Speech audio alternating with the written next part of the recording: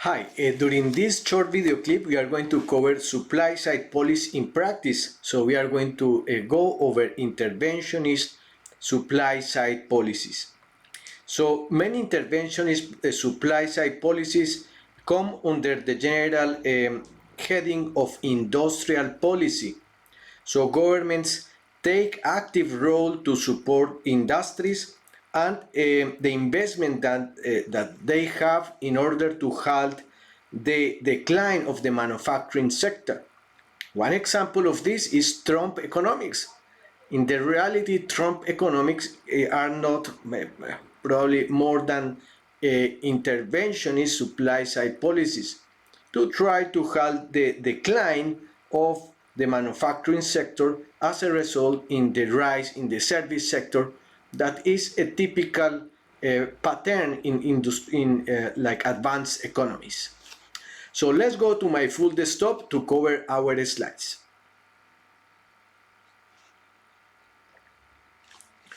So this section comes under the chapter of long-term economic growth and supply-side policies. So today we are going to cover the textbook section 23.6, which is supply-side policies in practice, interventionist policies. Okay, so first of all, there is a case against the market supply side policies. During our previous lecture, we covered market supply side policies. So in general, we can say that if a government would like to push for more market supply side policies, they are going to face the problem of low research and development training. Research and development training is usually not very well covered by the private sector. This is because research and development bring like long-run profits, and sometimes because of the imperfections in the capital market, governments or businesses as well, they are not able to meet long-run investments in research and development. These imperfections in the capital market come as a result of the structure of the market, especially in the stock market. So as banks buy the shares of the private sector in the stock exchange, so sometimes they are very interested in the dividends that these shares are giving to the shareholders.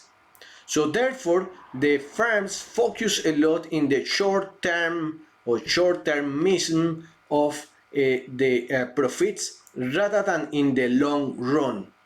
This, as a result, this structure of the market is hindering the performance of the UK economy, because in general, or in part, the productivity puzzle, which is one of the discussions that we economists have, is very related to this imperfection in the capital market and the short-termism, the fact that businesses and banks are trying to look just at the short-run profits. Obviously, that hinders the investment in the long run and research and development. So these imperfections of the markets then generate lack of investment in the long run. So we are lagging behind the OECD countries, Germany and other countries. And there are as well problems of the cyclical nature of investment. So when we have downturns in economic growth, such as in the pandemic, it's more difficult for banks to lend money. Yes, they are not going to lend money to businesses that probably are on the line because that will increase too much the risk in their balance sheets. So there is as well a problem about de-industrialization. This problem comes as the economies grow, they shift toward a more service-based economy. That is the case of the United States and the UK.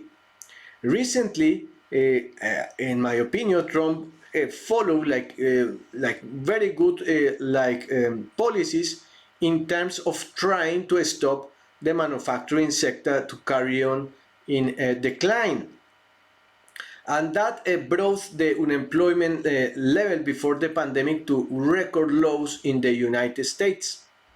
However, that had a cost in terms of trade, because the United States had to broad trading wars with many regions and countries, such as, for instance, China, Russia, and the European Union. So in general, I will say that in the UK we have an experience of lack of investment and de-industrialization. And probably this is more important than the problem of Brexit, by many times actually. The problem of productivity, or the productivity puzzle in the UK, is a huge problem that brings the country to levels of the European 28 countries, rather than in the G7, or the group of seven more rich countries in the world. This question is for you. De-industrialization refers to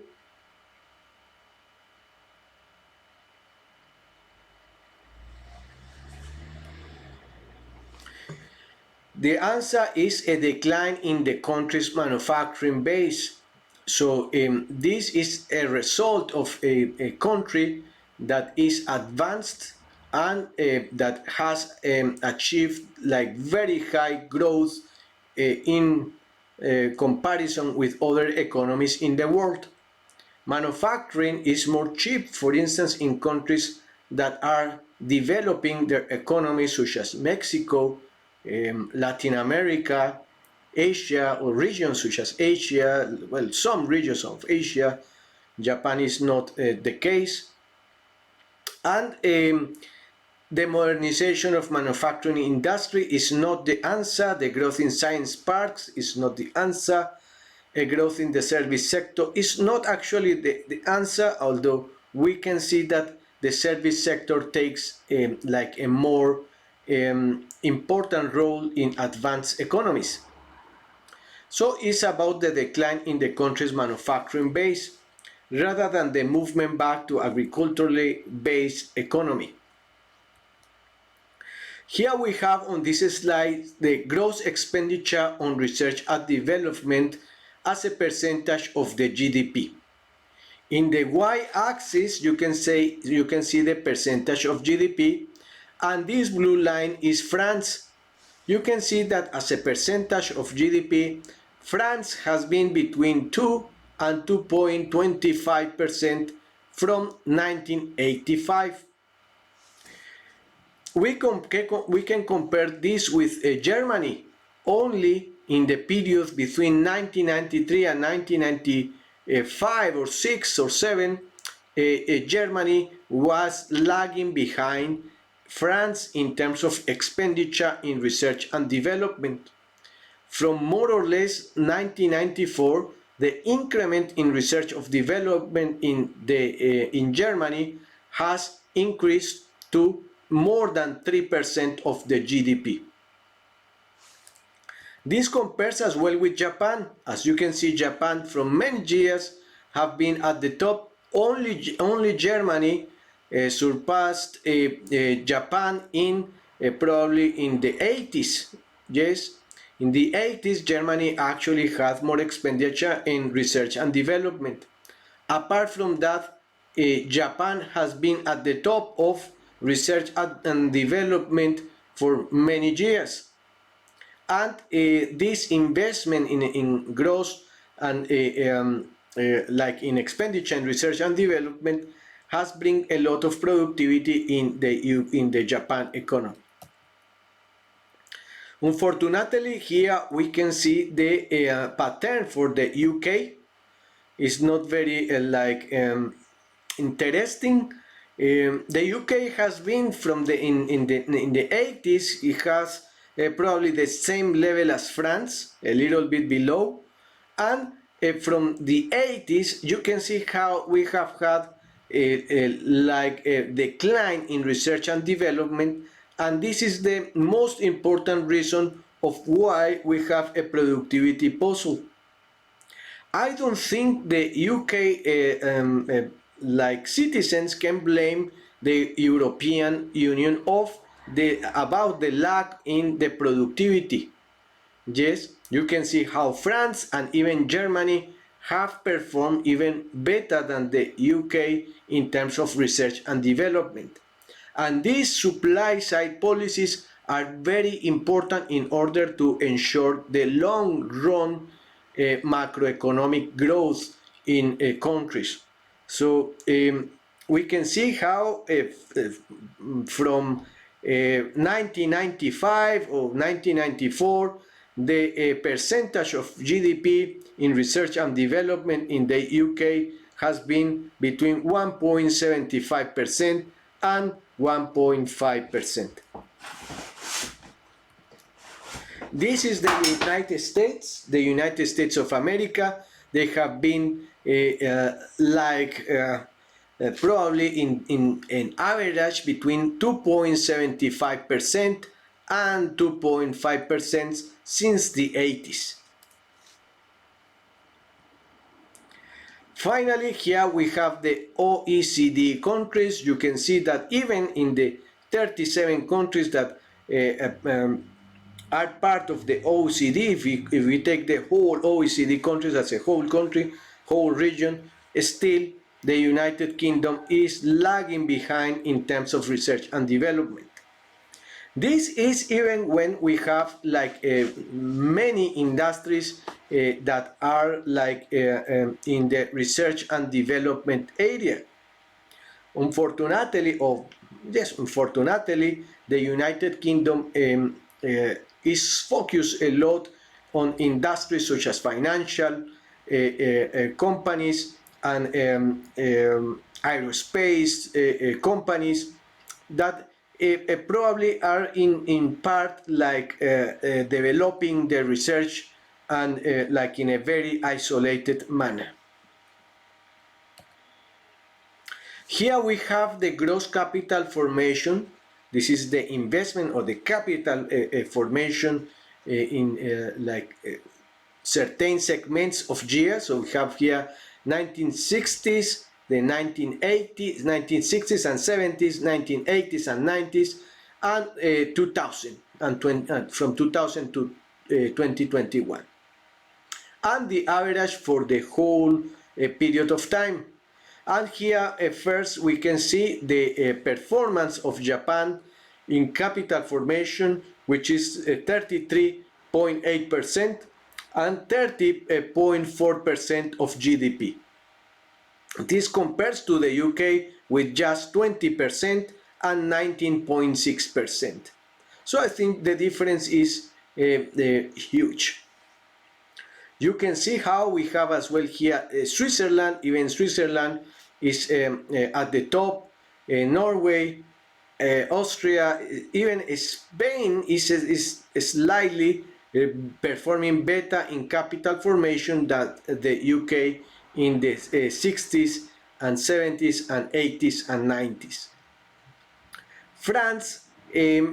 France is actually performing at the same level of capital formation, slightly better than the UK, and in general I would say that probably Denmark and the United States is similar to the United Kingdom in terms of capital formation during these two segments of time.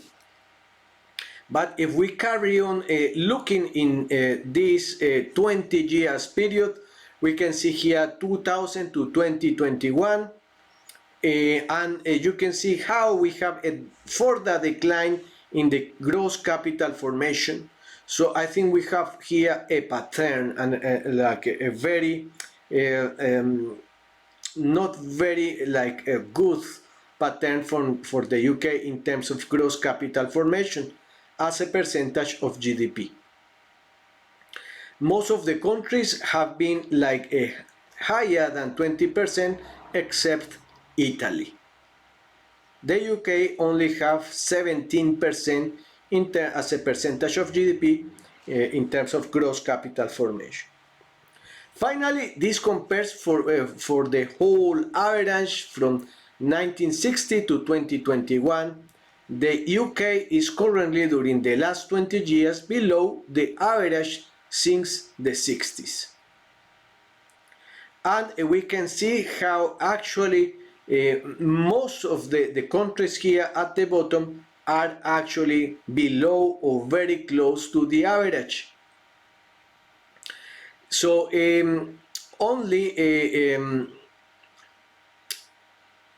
actually we do not have here examples of countries that have performed better than the average as a percentage of GDP. Only Ireland. So Ireland has actually increased, and it's a good case, I think, in terms of growth in the last 20 years. So 25% when the average was only 23.1. So here we have the net capital issue by public net organizations. Yes. So here we have the net bank lending and the net capital issue. And this is important because it allows us to compare the net sterling lending to these public organizations, right? So here we have the billions per quarter and each year in the x-axis.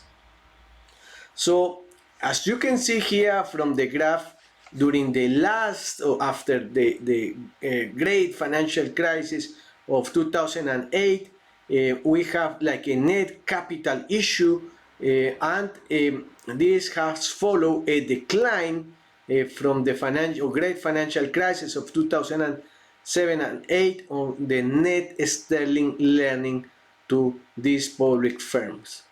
This is another interesting example of why the UK has actually lagged behind in terms of lending to firms and to public organizations. So we have different forms of interventions. The first one is nationalization. Nationalization is actually I would say very extreme form of intervention. So in that, for instance, France have decided to have national like train lines, and when you do that, I think you increase a lot the investment in like as an interventionist policy. The question is at what extent that is good or bad for the economy. Obviously, I think empirically, public sector is not very good at administering these big projects. But in terms of investing, I think this has proved well in the case of France in terms of quality and service in the sector of railways. Okay, so right, so also apart from nationalization, we can cover the topic of direct provision. This direct provision is more related about investment in infrastructure.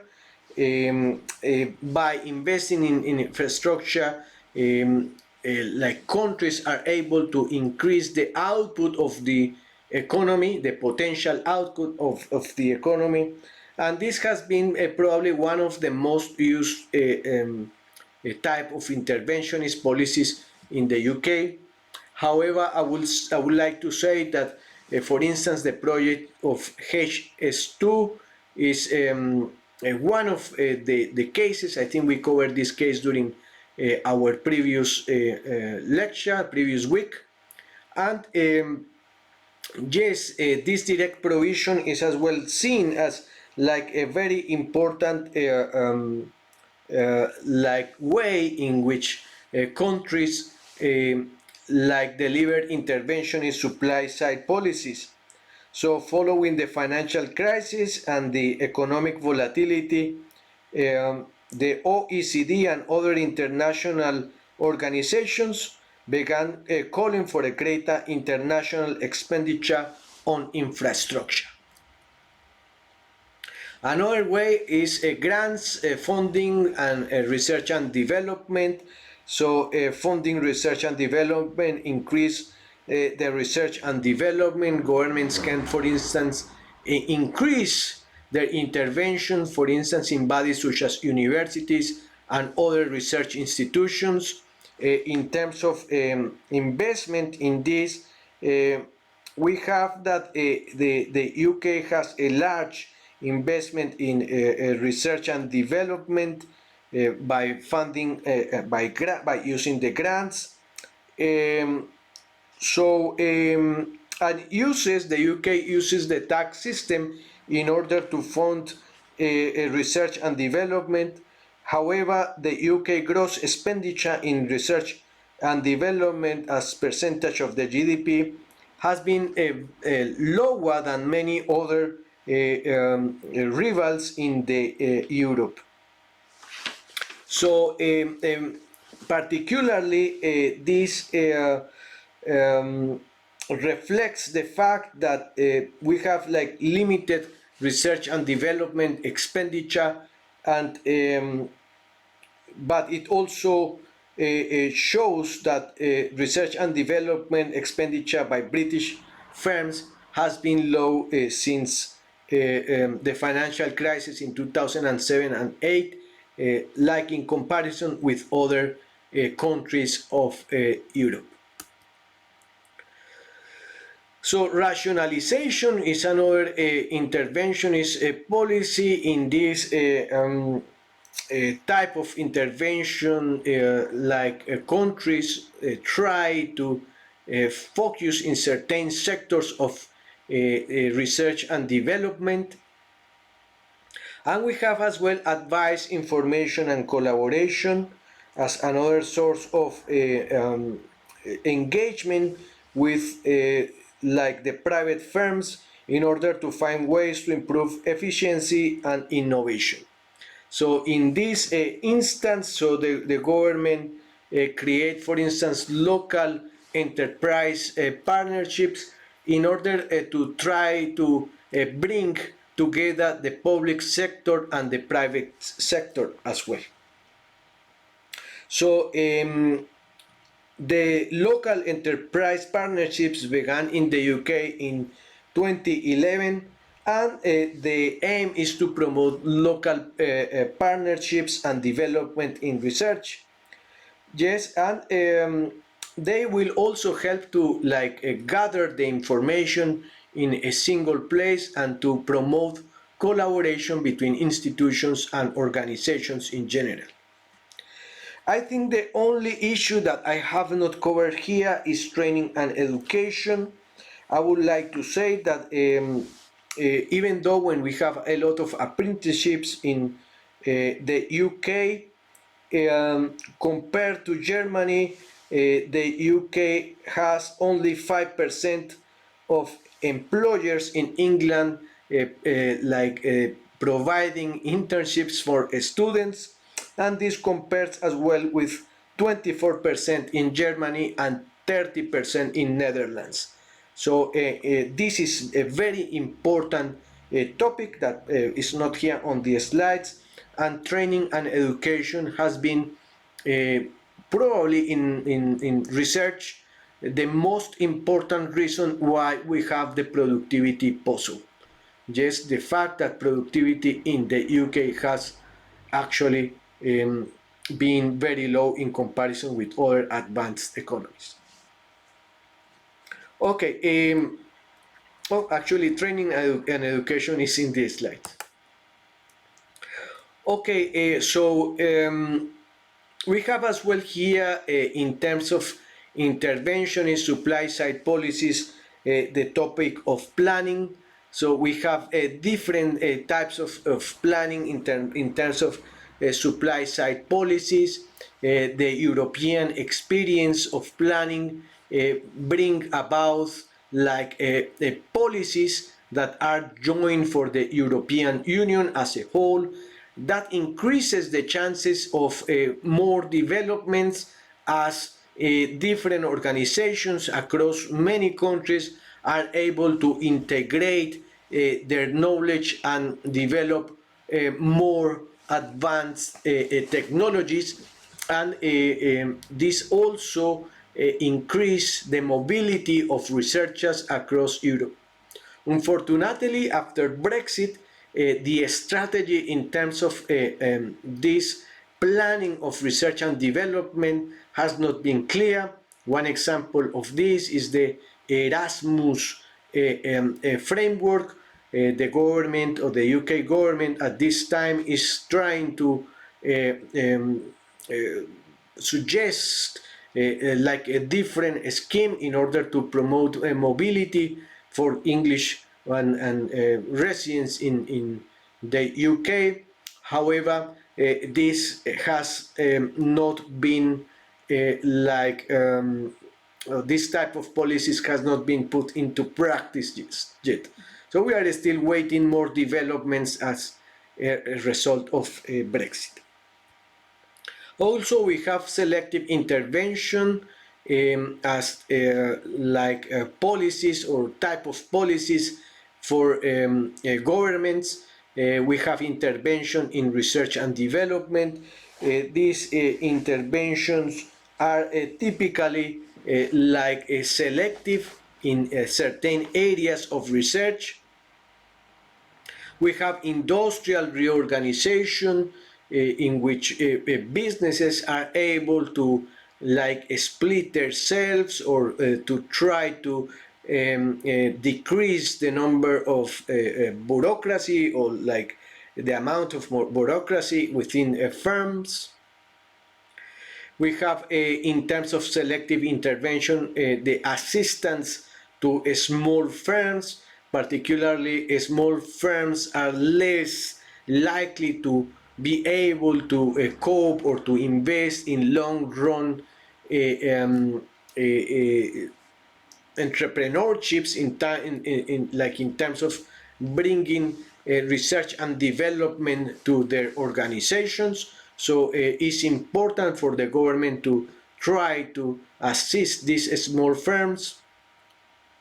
And finally, we have as well, in terms of selective intervention, training. Actually, there is a new government plan in terms of training. I think it is called SWAP. You can find it on YouTube.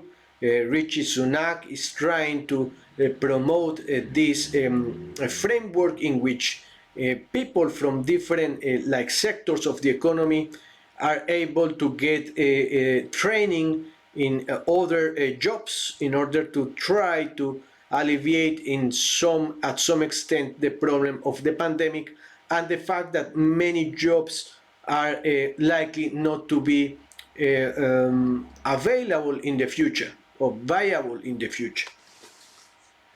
Okay, this brings me to the next question. Although governments in most industrialized countries do not engage in national economy planning, virtually all intervene selectively in order to bring supply-side improvements. True or false?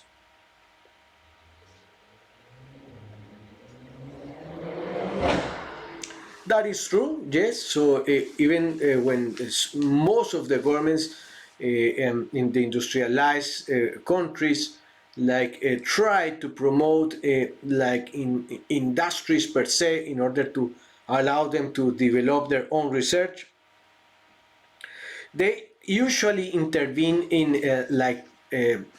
selectively in order to bring supply side improvements in the economies.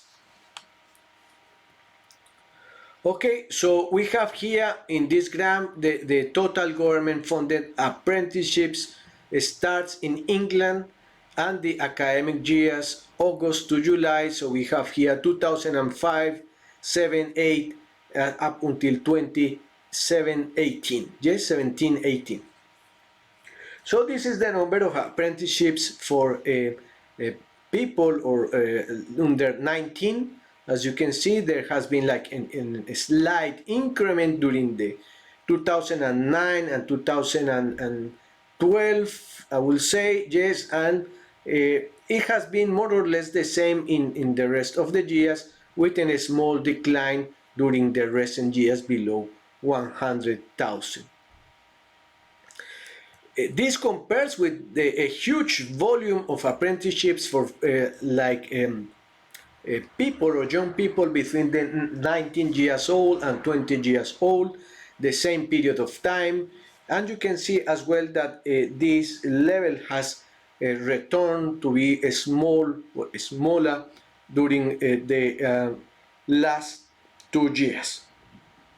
This also compared for apprenticeships for people that is older, 25 years plus, and it has been like a huge spike from 2009, 2010, you can see here, and as a result, these apprenticeships have been actually very good to support people that is actually not in a bracket that is probably considered that young, like under 19.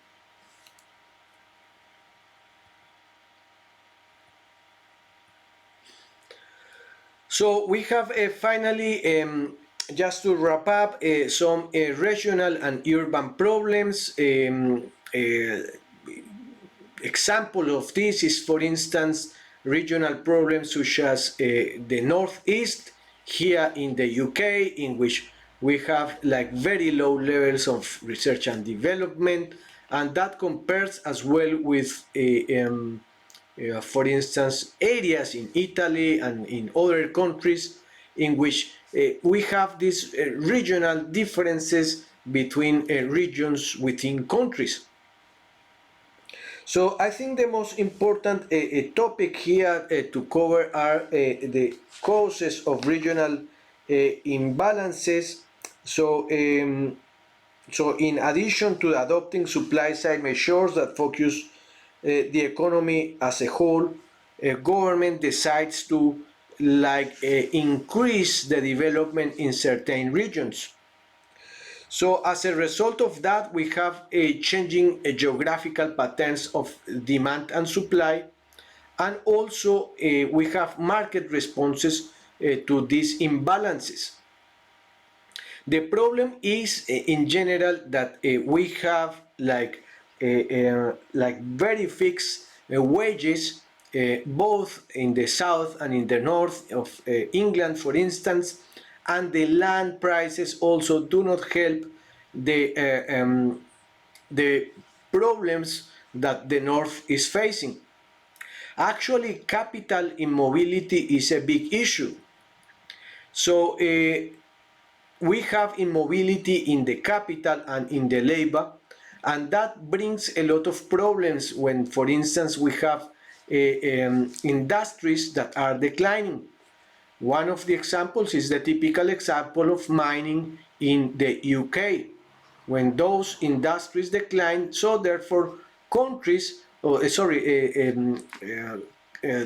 regions decline as well. So, so we have as well the problem of the multiplier effect. When areas declines, there will be a downward regional multiplier effect. We have we covered that problem during the first lecture. So we say that when the government increases the expenditure in certain zone, the ending result in the economy is multiplied by a certain number of times, because the cash, the money on the investment passes through many cycles in the circular flow of income. The opposite happens when you have these imbalances in regions. So there is like a drop in investment, and through the same cycle, industries and everything, the production, productivity, incomes for households decreases in those regions, making worse off the situation. So we have, in terms of approaches to in the UK, it's very important, for instance, subsidies and tax concessions, for instance, for regions that have problems in terms of imbalances and problems in terms of supply-side policies. Examples are, for instance, subsidies and tax concessions for the north, and development of facilities and infrastructure and public infrastructure in order to try to alleviate the issue of decreasing in these capital stocks and formation of capital to invest. So as a result, the government tries to restart the local economies in the north through sitting government offices in regions to try to improve the information and the clusters among areas. And this is like the regional policy in England. So we have the local enterprise partnerships, LEPs, and also we have the enterprise zones. For instance, actually in Leicester there is an enterprise zones. The enterprise zones in general are policies that increase like the union of public and private sectors. Yes, so they believe that by creating these zones, they are going to engage more, the productivity is going to increase, knowledge is going to be transferable, and that is going to make obviously like increase research and development in these areas. So here actually in Leicester we have a enterprise zones. So the enterprise zone here in Leicester and Labra as well is in terms of science and innovation, the Humber enterprise zone, the Hinckley in Leicestershire, the MIRA Technology Park, and we have as well other examples here in the UK. I am going to upload now as a case of a study in here in Blackboard, an extended case study of regional and urban policy in the UK, and I think it also covers the policy of enterprise zones in the European Union. So that is the next activity that you should do. With this, guys, we cover most of the questions, like all the section that I wanted to cover today. This is the last question. Which of the following could be classified as a radical right approach to regional imbalance? Encouraging the move from national to local wage, bargaining and pricing. So this is one of the policies that is probably very polemic, really. This had been studied, for instance, in my country, Colombia, and obviously the political left is against this. Yes, in making more flexible, for instance, the wages for poor regions in my country, and more expensive for the capital, the city of my country. The same is a very radical approach. And we have here other approaches to regional imbalances, giving grants, increases spending in transport and infrastructure, such as in France. We have as well here the same idea in the UK, although because of the pandemic, we have like many questions about the long run growth for the HS2 project, government-funded workplace training schemes in the area, subsidies to firms to encourage them to relocate to other regions.